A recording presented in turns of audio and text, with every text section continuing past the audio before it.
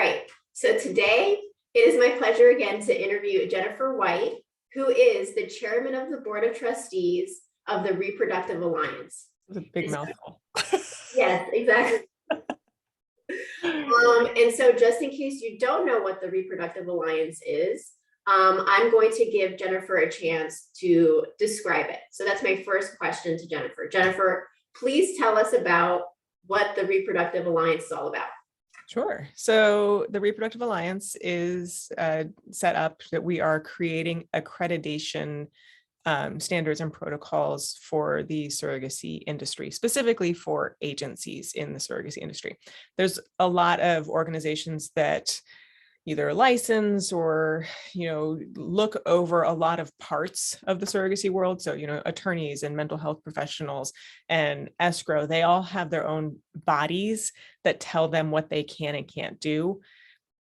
We want the same thing for surrogacy, quite honestly, because there's a lot of variation between who is good, who is bad. And unfortunately, there have been a lot of bad out there. There have been some major lawsuits. There have been surrogacy agencies that have taken money and run, and we don't want that to happen for people. We want it as parents and as gestational carriers. How do you know who are the good, who are the bad?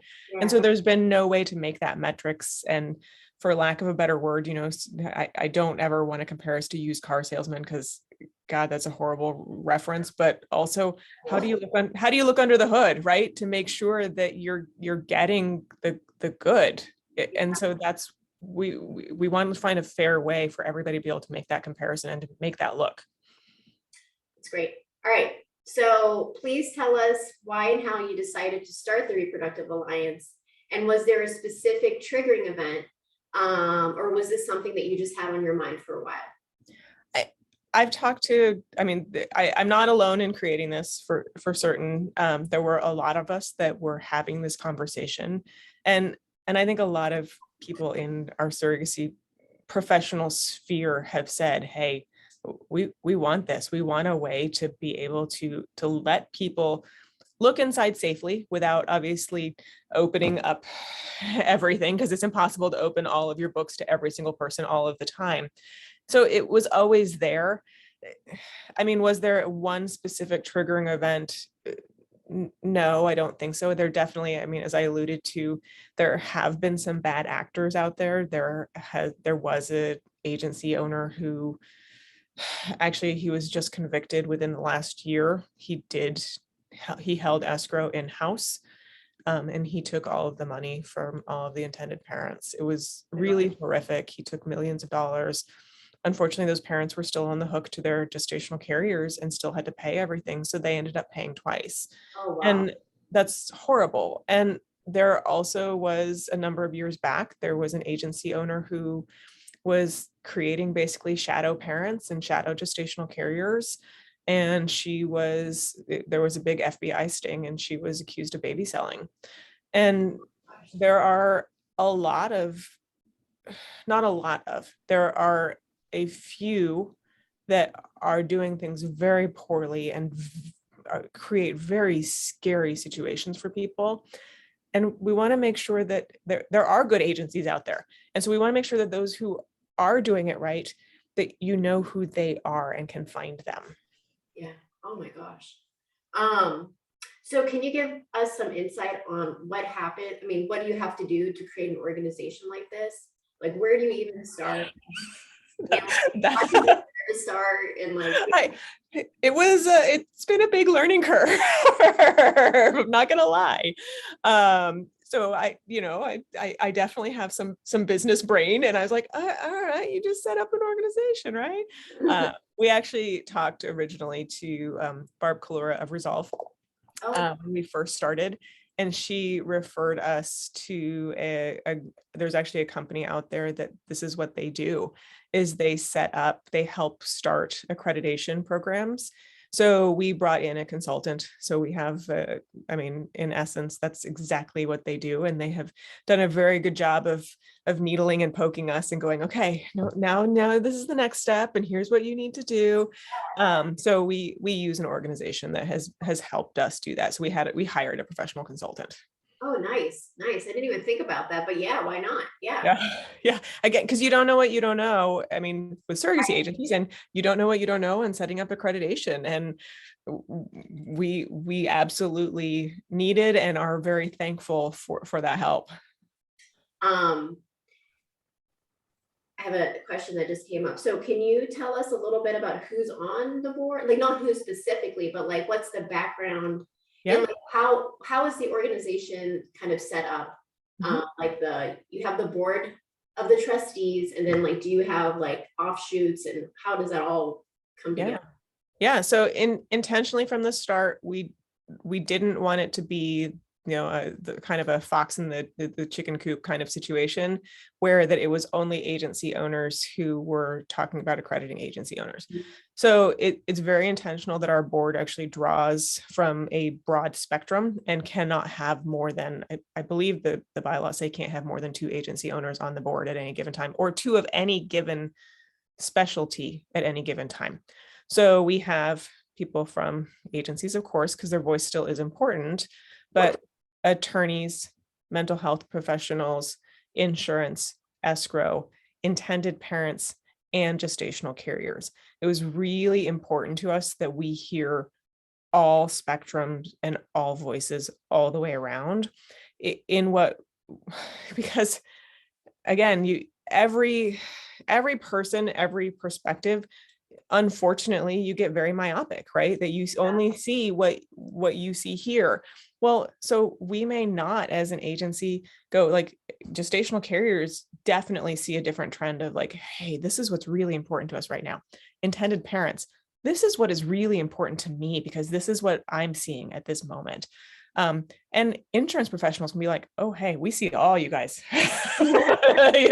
we see what all of you are doing. Same with attorneys. Oh, we see from a legal perspective what all of you are doing. Escrow, they see from their perspective on the financial side, what is touching everybody all the way around. So we're very intentional for that board of trustees that it's a wide variety there. So from there, of course, like any organization, right, it starts to flow down. So then we have a standards and governance committee, that they take care of things so you have standards, policies and procedures, and governance. And then there are, of course, other things like making sure that you have communications. You have a communications committee, you have a finance committee that is also currently doing fundraising, because it's our hope that the agencies that are being accredited will eventually, they're going to start the dues that they pay in for that are going to pay for the entire organization by itself. Unfortunately, it takes money to start things up. So right now we're fundraising, and hopefully that fundraising will go away or become a minor effort part, because it should be that it's the agencies are actually taking care of that themselves. So lots of structure out there. I will say, I'm going to put a little plug out here. If anybody wants to volunteer, they can go to the website, and anyone, like I said, from any background is more than welcome to volunteer and be part, because we want to hear all voices. Okay, so they can volunteer to be part of these little these like different These committees. Absolutely. Absolutely. And eventually, I mean, we're on our current first board of trustees. We have a nominations committee. We're going to need more board members over time too. Okay, awesome. All right. So in what ways do you hope that the Reproductive Alliance will help intended parents in the end? I hope it gives them a sense of safety, quite honestly, through this. And the same for gestational carriers. I mean, both sides are important, because I think there's definitely, and I know you and I have talked about this separately, that there's a feeling of being taken advantage, and is not being taken advantage of. And I don't think that was ever what you were trying to say. That it's just that there's a fear of that, hey, is this actually a service that is worthwhile? Are these people really actually helping us? So we want to make sure that intended parents, but if they choose to go the agency route, that they do feel that that is exactly right, is that they are using somebody who is reputable and is going to take care of them and their interests. And if they're not, if they decide to go independent, it almost gives a not a blueprint, because you can't, because every situation is a little unique in how each journey goes, but at least that they know what, hey, this is what the best practices are. And so, like, if I go independent, I should still be using separate attorneys. I should still be using separate escrow. I should still also be consulting with a mental health professional, so that you know what those the right things are, so that everyone is doing it, regardless of whether they go through an agency or whether they go independently.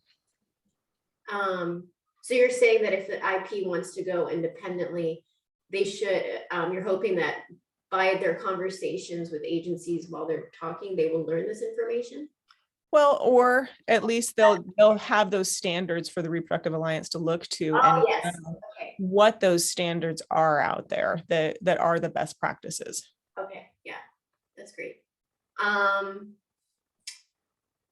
feel like this question is similar. I don't know. In what ways do you hope that the RA will help surrogates in the end? I guess very I similar. think it's the same. I think it's pretty similar, same thing, that so that surrogates know, and a lot of surrogates go into a surrogacy journey with very rose-colored glasses, in that they are like, I'll just find somebody that makes me feel good. And that's good. You should absolutely go find a surrogacy agency or set of intended parents that make you feel 100% fuzzy in whatever you are looking for. Yes. But also sometimes they forget to make sure that they're protected.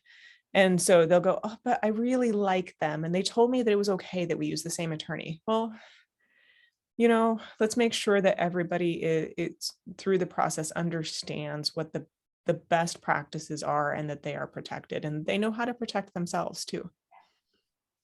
Okay, so my juicy question, which you may or may not have an answer to, is because it's not just for you, obviously. So according to the survey, so the Reproductive Alliance conducted a survey sometime in May of this year, I think. And I think the survey was asking, like, what do you believe to be the biggest challenges in the surrogacy industry? Great questions. I think I even filled that one out.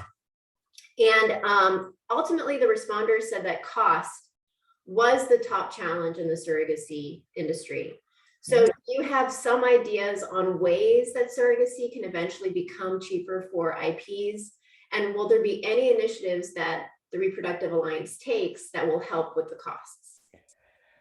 And I don't know that I can answer those questions right now, unfortunately. I mean, and that's, being blunt and honest. And I think we all want to make sure that we at least can hold costs so that surrogacy is affordable, because there definitely is a not completely untrue perception that you have to be very affluent to be able to afford surrogacy.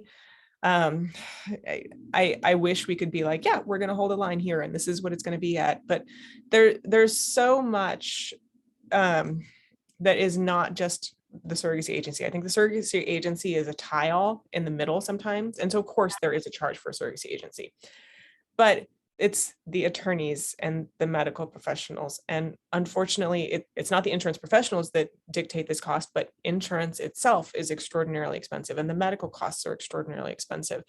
And, the compensation for the surrogate and all of those things together are what makes surrogacy expensive. And can we as an agency have any control over any one aspect of that?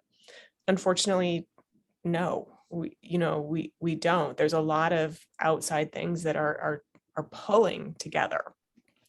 I know, and we talked about this before we started, that there was definitely a movement in the egg donation world at one point to try to control costs.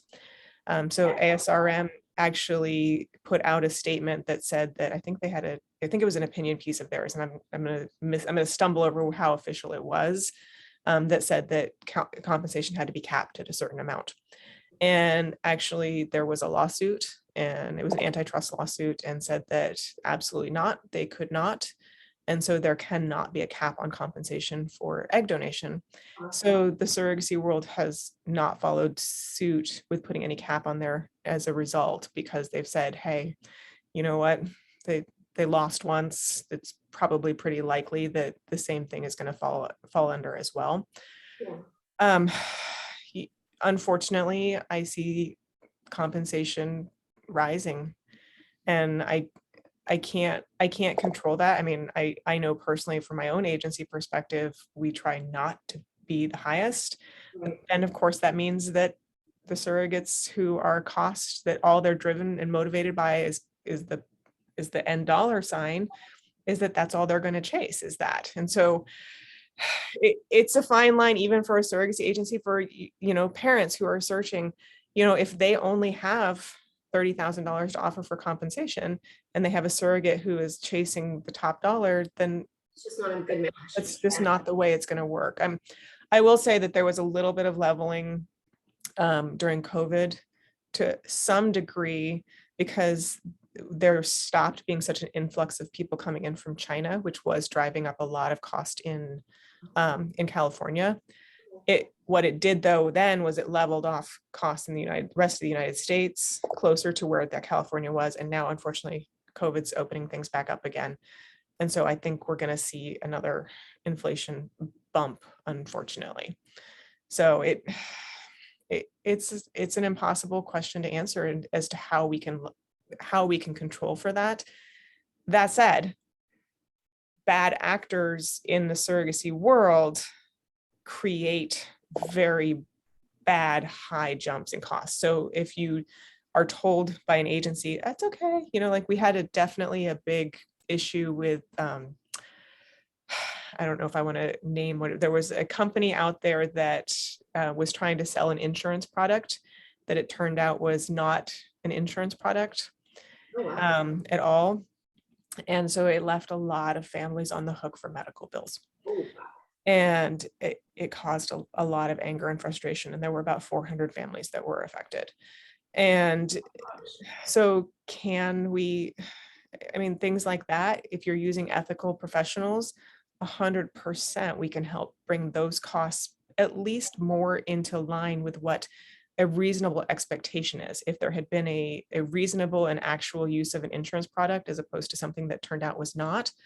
And it's not the agency's fault that recommended it. I really do not think so, because this company really did appear to be a real product out there. Wow. But that said, there were definitely a difference in response as to how, if you had an excellent agency who jumped in and was able to, you know, help with those things and had those right resources and those right connections, they were able to help those families mitigate those losses, as opposed to some who might not have been able to. That's crazy.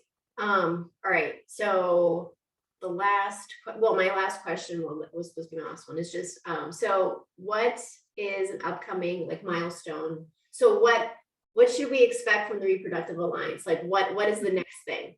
Yeah, so we are finalized standards right now. And it's a first draft of standards. We're not finalizing the standards that are what will be the final, because the next big step will be hopefully in early spring. The standards will be put out for public comment. Great. Because we want to make sure that everyone has a voice and input into what they see and what they should see and what should be part of this and what an agency should look like. Awesome. So early spring. We'll see. Early spring is what I'm hoping for. So. All right. Well, that's wonderful. Thank you so much, Jennifer. This was a pleasure. You're so welcome. I appreciate it.